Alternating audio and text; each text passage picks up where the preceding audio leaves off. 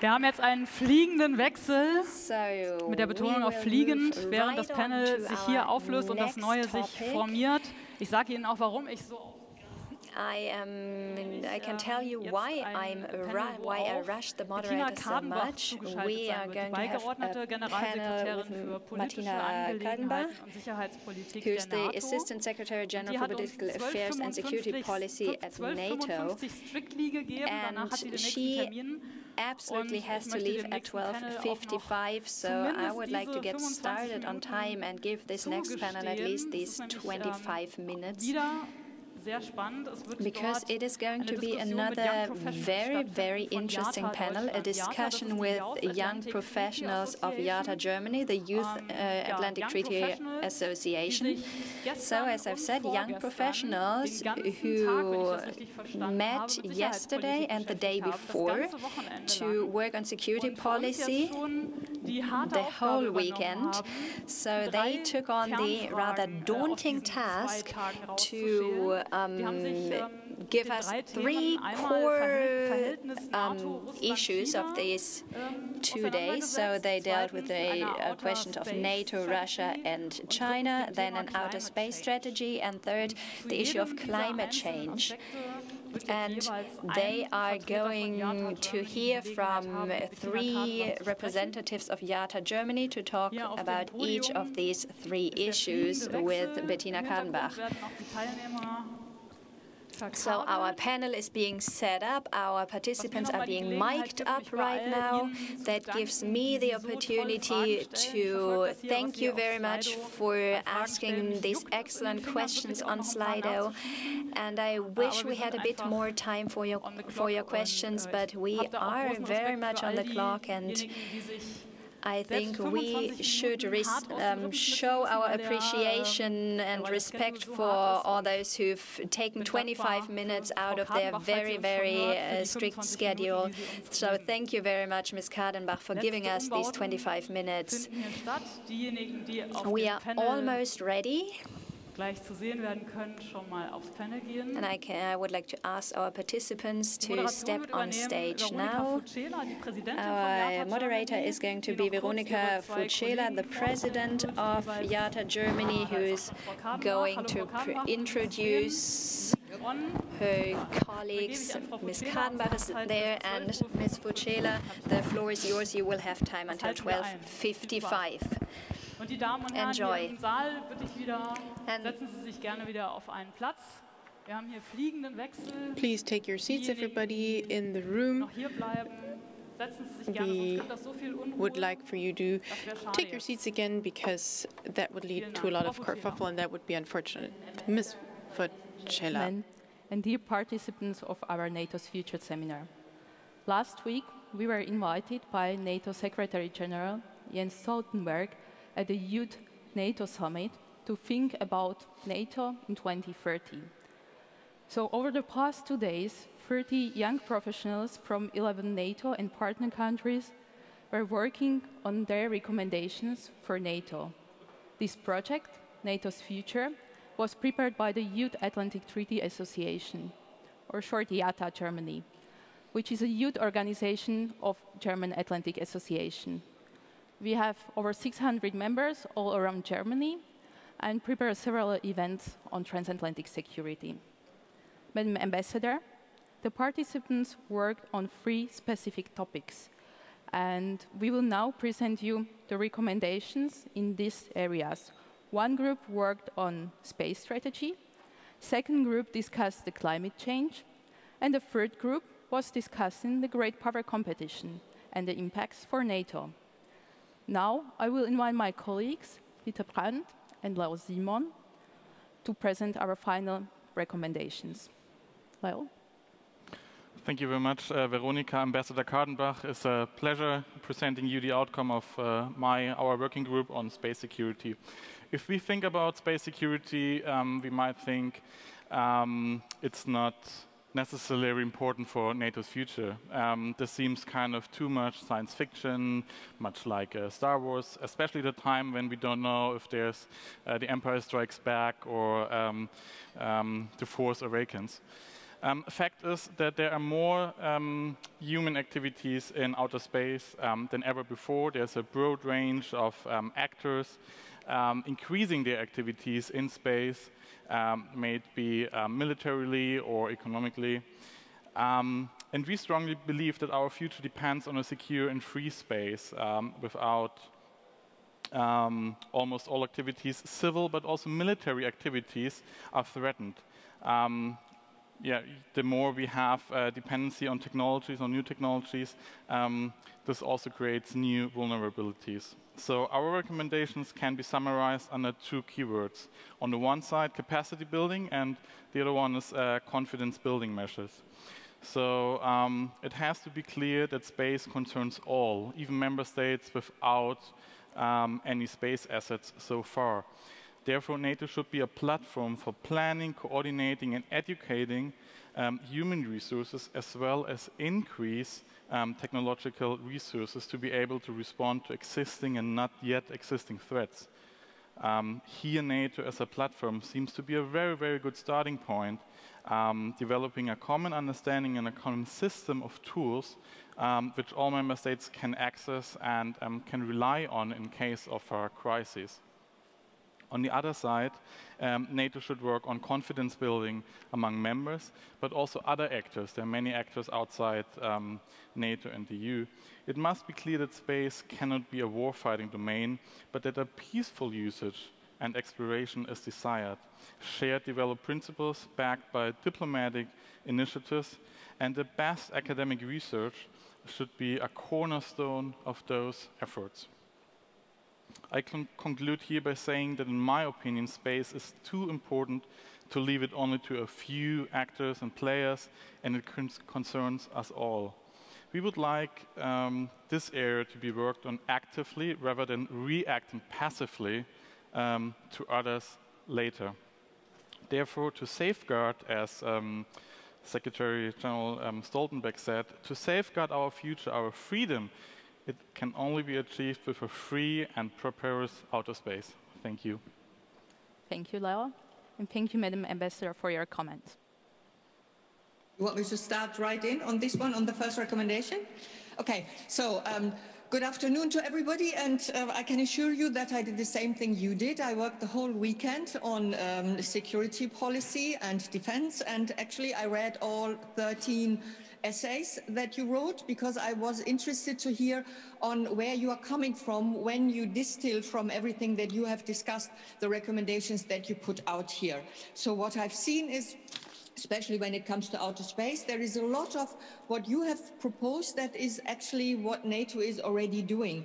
So, for instance, the important thing is that NATO is already working on space. You know that it is an operational domain that is really important. That's fine.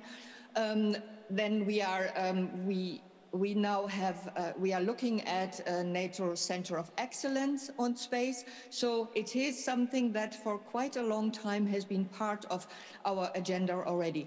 What specifically we in the political division are doing is we are looking at the opportunities that are being created by space policy, and then we are looking at arms control. At the bigger part of arms control and space. Why do I say arms control? Because what we need for space is what you have just mentioned, that is, we need a code of conduct. We need what we call we need to have principles of use of space. And that is where we believe NATO has a very important role to play, because we know how to do this. We know how to create codes of conduct, and we know how to tie in what we are doing into the broader spectrum, because space is a very important part of UN policy. They work on that very extensively, so does the European Union, and NATO has to be part of that conversation, and NATO should be the one to ultimately set the standards on the use of space, the peaceful use of space, but also when it comes to how do we defend ourselves. So just these are the initial remarks I'll have to say. I'm open to any questions, or I can get into more details if there's anything you want to, anything more you want to see. Thank you, Ambassador, and we really appreciate that you had looked at the essays that our participants prepared previous to the seminar. Do you have any question? No? I think we do it later, right? Okay. Now we will go to the second group. Pieter? Thank you, Veronika. Thank you, Ambassador, for taking the time. When we prepared our workshop, we formulated the title as shown here as a question.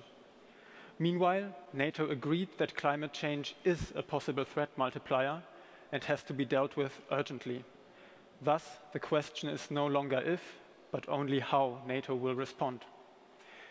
The understanding in our working group was that military capabilities will always remain paramount for NATO.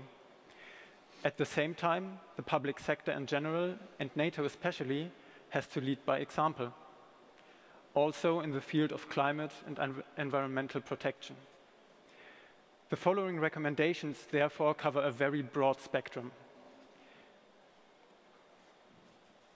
The preparation for future conflicts, on one hand, the preparation for natural disasters, and the ambition to actively protect the environment from avoidable deterioration. The idea to implement a climate risk council aims at the highest possible level within the alliance. This can make decisions binding for all the members.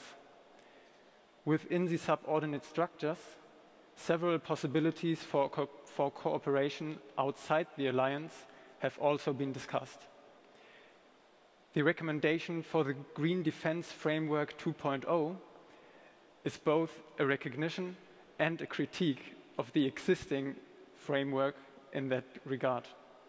Besides analyzing the status quo, the 2.0 version shall strengthen NATO's strategic foresight capabilities. Thus, future battlefield scenarios and the effect that climate change inevitably will have on personnel and material can be assessed more reliably. It shall increase the options for private-public partnerships to foster innovation where it is most needed. And it shall increase the resilience and the capability to act in the face of natural disaster. Madam Ambassador, we look forward to your opinion on these ideas. Well, I'll have to say here I have a bit of a problem with the approach that you have taken. One thing is absolutely clear. What NATO should be doing and what NATO already is doing is increasing the situational awareness, increasing the awareness of threats that might potentially become so where a climate crisis might become a security crisis. That's very clear. So we have to be continuously aware of the impact of climate change and how it may impact socio-economic stability and therefore security. That's quite clear. I don't need to go into details and give any examples. That's obvious. We believe that we should build on the Green Defense Framework that we have already adopted, which means we need to reduce the environmental footprint of our military operations and improve NATO's resilience. So all of that is very clear. So we have to look at new technologies that could help in that respect. We have to see how we can reduce fuel consumption. We have to look through that whole picture. When it comes to environmental council or climate council, I have an issue with that, and I can tell you why. Because once you have something like this, you look at a specific issue through a specific lens, and then your focus is just on this one particular point. What I think is far more important is that climate change and the change in environment is being factored throughout the whole spectrum of NATO policy and NATO defense. That is what is important. So in every single way, throughout all our three core tasks, we have to also look at climate change and what does it mean. So that means, for instance, a very important part of the work that we are already doing in cooperative security is that we engage with our partners. We engage with our partners on climate change and the security threat that they are facing because of that. So we are looking at what does it mean to military operations? What about the ports when there is a rise in sea levels? We are looking at the erosion and that is coming with the what's called when you look at other parts.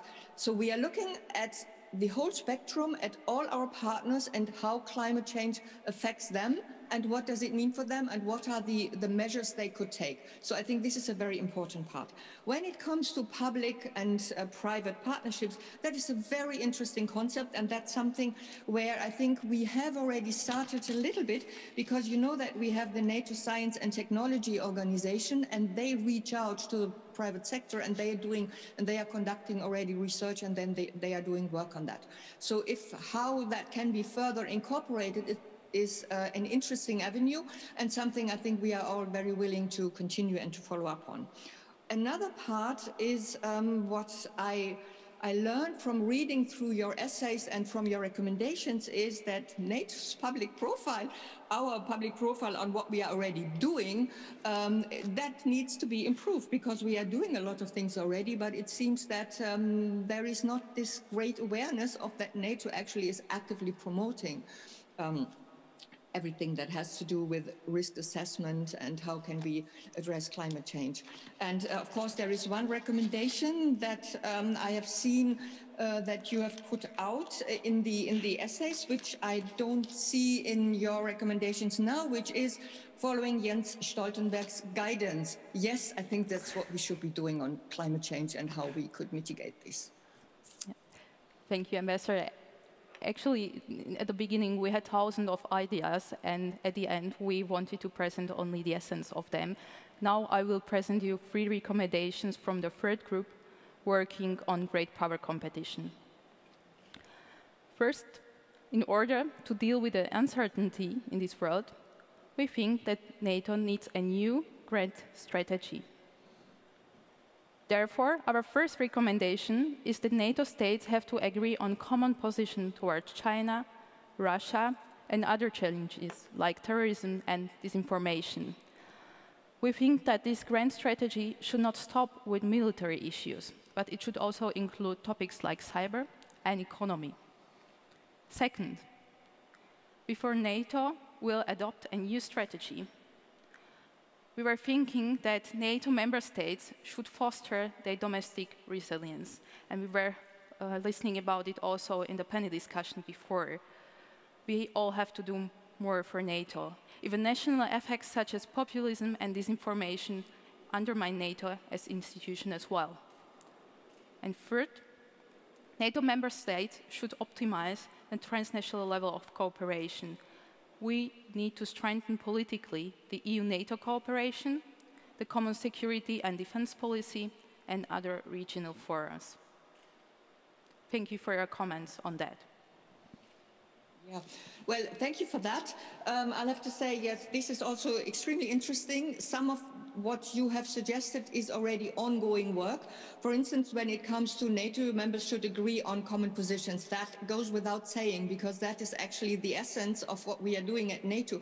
When we are sitting down every day in our fora in order to try to come to common positions on anything that is on our agenda.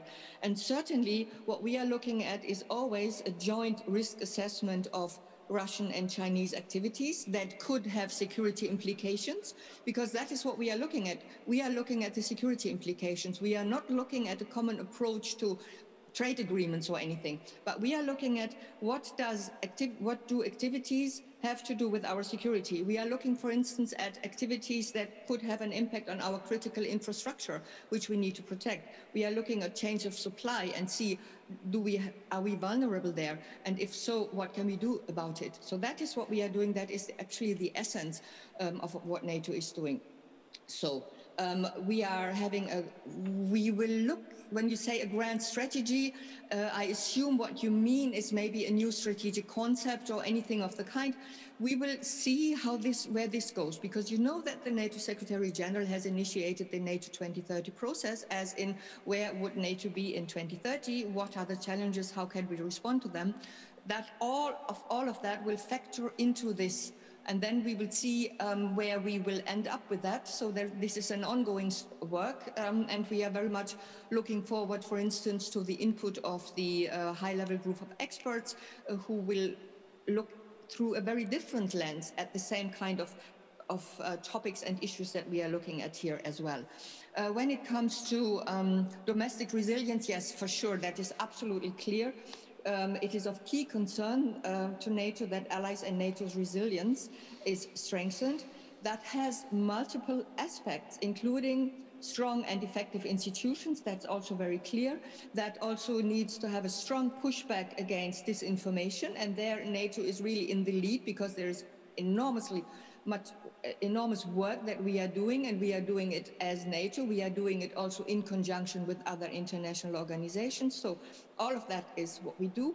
But we have to keep in mind that ultimately, when it comes to resilience, we are entering the allies' domestic responsibilities, issues where NATO can try to point out what should be done, what ought to be done, but this has to be implemented by each and every single ally, and this is their sovereign decision on how they want to do this. So that's the other.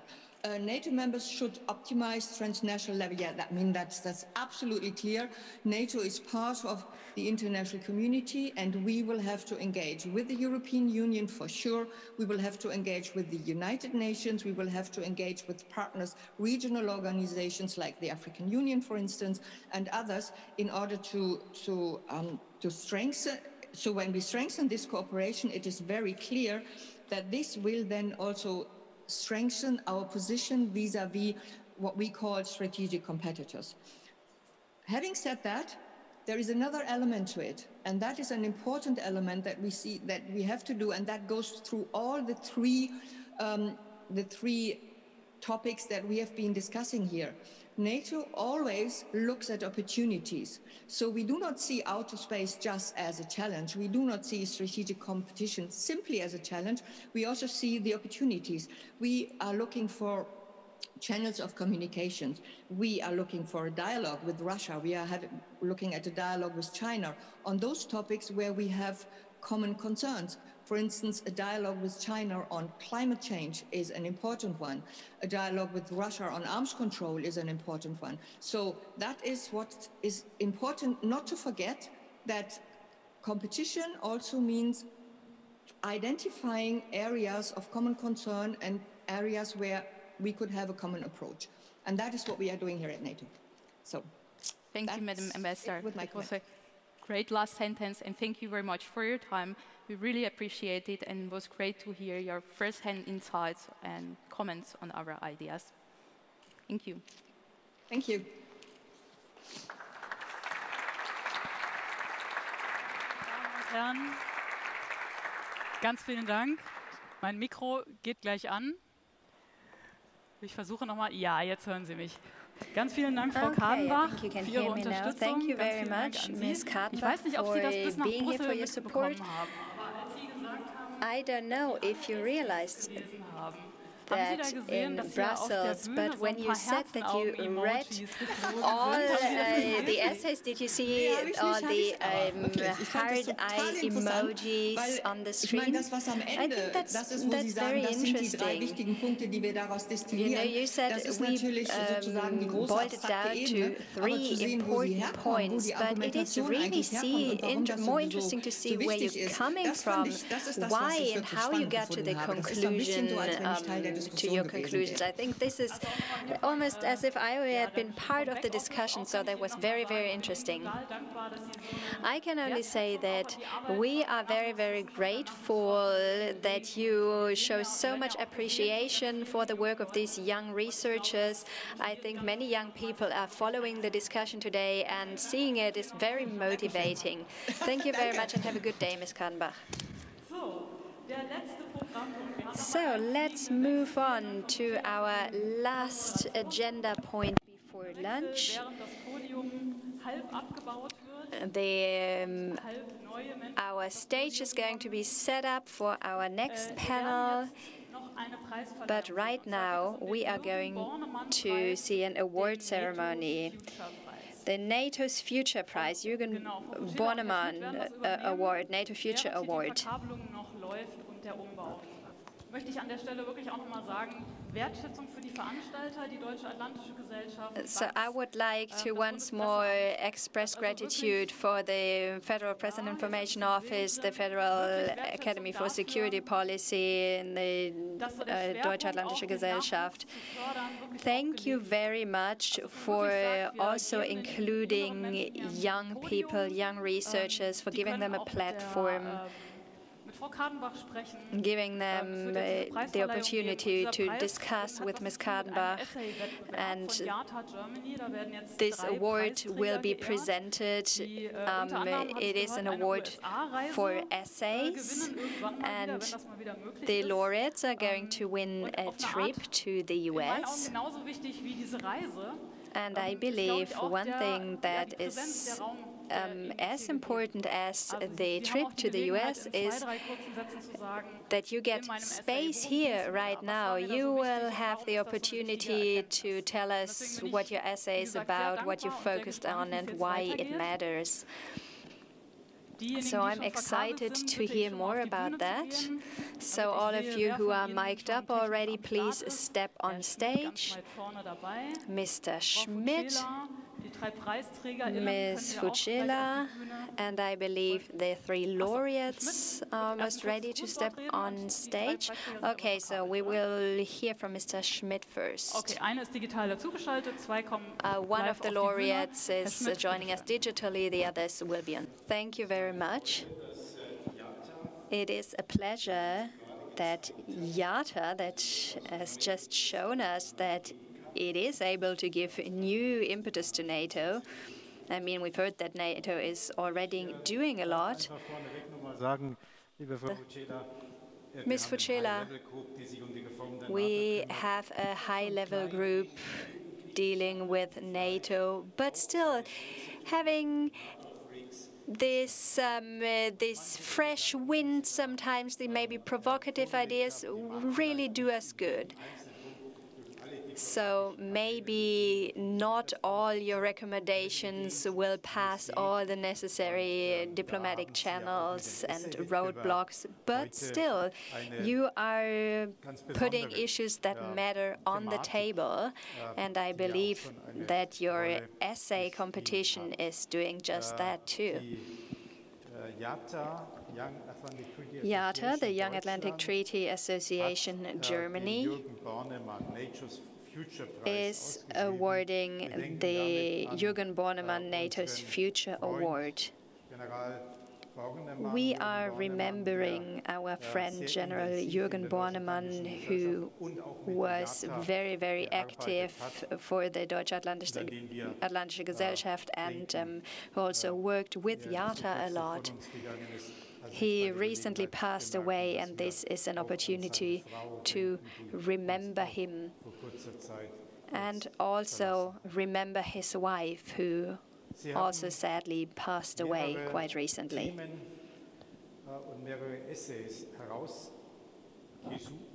You chose several topics and several essays on an issue that is very, very interesting.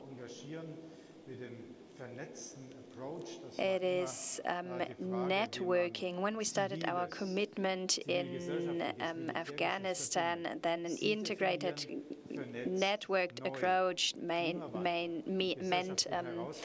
civil and military, but now you are also looking at climate change, at social challenges.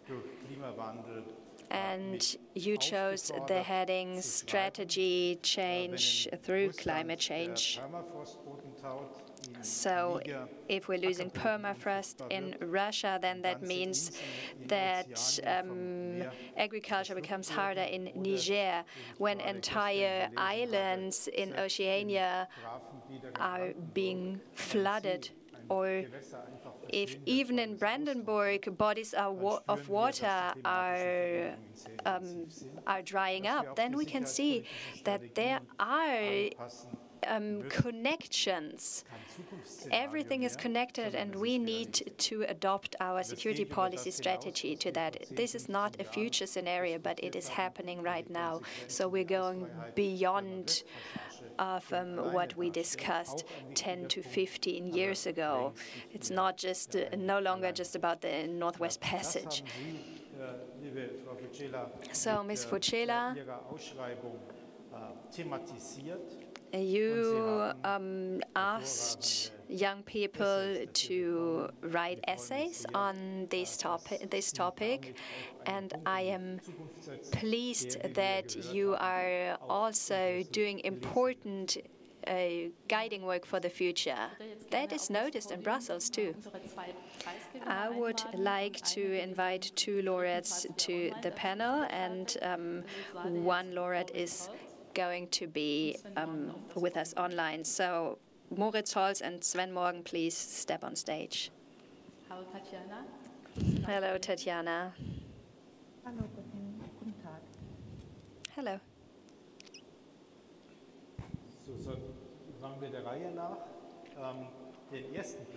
So, our first laureate is Sven Morgen. He wrote an essay about national and international disaster relief as a future task for the NATO. Do we need a NATO disaster response force? This is an excellent essay, and the jury, the Commission, would like to award it the first prize.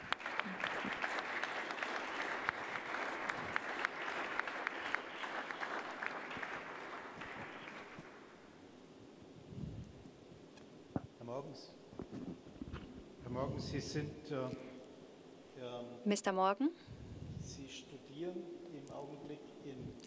you are a student in Halle. Yeah, please do take the mic. I recently completed my PhD in Jena, focusing on German foreign policy and NATO, and I'm focusing on alliance solidarity in NATO and Germany's role in it. Thank you very much. I hope that you will reach bearable findings on this complex topic, and I believe you will look at some tricky issues as well. It is certainly a challenging topic, but I chose an innovative, creative approach that makes this topic a little more specific and tangible. Well, in any case, congratulations on your excellent essay. The second prize goes to Moritz Holz for strategy change through climate change. This is what his essay is about.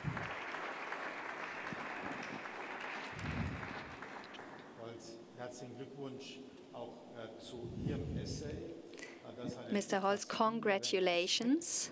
You focused on a slightly different aspect than your colleague, but I believe we discussed that we need a comprehensive approach, and I believe you chose a very good approach in your essay.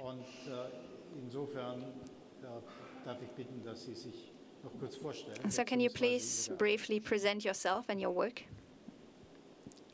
Ja, also ich bin Moritz Holz. Ich bin seit dem 1.10. bei der Bundeswehr tätig. I've been part of the German Armed Forces since the 1st of October, when I started my officer career, and I'm going to start studying political and social sciences in Munich, but I'm now waiting for officer school to start in Fürstenfeldbruck.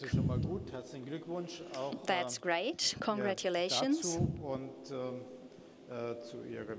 and congratulations on starting your training in Bavaria. I think that's great. I think that you also did your basic military training in Roth. That's a good Air Force career. And I can wish you all the best for that. So in third place, we are seeing her high up on the screen right here. If I'm not mistaken, Ms. Valieva is in Venice right now. Lucky you. But we are lucky to have you with us virtually for this award ceremony. You wrote about strategy change through climate change, question mark, military and ecological challenges for the NATO alliance in the Arctic. So, I already mentioned that we've been discussing this matter years ago, more theoretically as a planning scenario within NATO, but it has become reality now, and this means that these questions are much more pressing right now. Ms. Malieva, please tell us a few words about you, about your work, and congratulations from the Gasometer in Berlin. aus Italien mich zuschalten konnte. Thank you for having me digitally. Ich habe auch in München studiert, Master Politikwissenschaft und bin jetzt in Venedig, wie Sie schon gesagt haben, und befasse mich mit Umweltwissenschaften, auch im Kontext der Politik, deswegen auch mein Interesse am Hohen Norden. Genau, und wie Sie schon gesagt haben, mein Essay hat sich vor allem auch mit Handlungsempfehlungen, die jetzt realisierbar wären, befasst, unter anderem für Search and Rescue-Fähigkeiten, politische Unterstützung des Arktischen Rates, ohne jetzt den prekären Frieden im hohen Norden zu gefährden. Ich bedanke mich. Thank you. Well, thanks to you. Ms. Fucela, you are going to receive your certificate by mail, and I can only ask you to keep working on these topics. Not only for the Jürgen Bornemann-Preis, this is a prize award, this is just the cherry on top of your work. But I believe that even for those who have decades-long experience in security policy, it is sometimes not that clear how conditions change. They may not change from day to day, but slowly, but very clearly. For example, because we are interfering with nature and there's demographic development. I think we've heard about that on one of the panels when the Turkish ambassador really pointed to some issues that have to do with energy in the end and with the economic orientation that we may choose. So thank you very much. And I would like to pass the floor back to YATA. Please keep up the good work, and we will meet again.